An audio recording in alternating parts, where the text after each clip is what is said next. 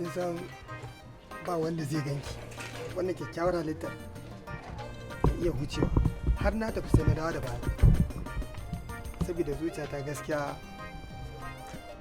ta kasa kwanciya. To da fatan dai za ki karɓi ɗan saƙon da nake so na isar miki da shi. Har ka bani dariya wallahi.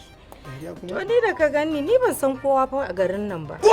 Wannan gidan ma da ka ganni a ciki direban wana ne. Na zo gari ban san kowa ba. Shi ne na sani ba kwace ni. Sarki. Ƙarya kike yi munafuka. Ni ba direban kwa bane. Yaro ni ne mahaifinta. Ni ne tsohonta.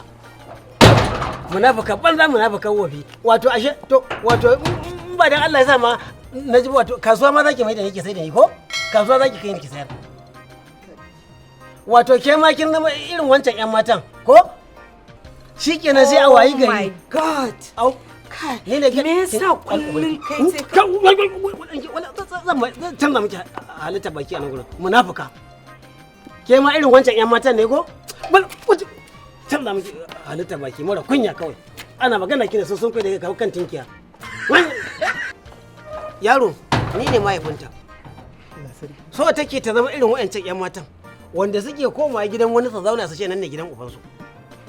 Yan dan Allah dan Annabi yanzu ya kamata ta haka ta kariya. To wallahi gidan nan ma wata 6 ban biya ko sisi ba. An zo yanzu da safa ma mai gidan ya zo.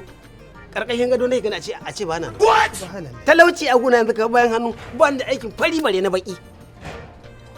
Ya zan yi kaga yanzu da zan fito ragowar naira 100 ce aljihuna na biya gyatumar na ce idan ta shigo a bata ta je ta sayo garin rogo ko da suga ne a jika a ci da babu ai gara da ba daɗi saboda Allah faɗan arziki. To baba ka yi hakuri.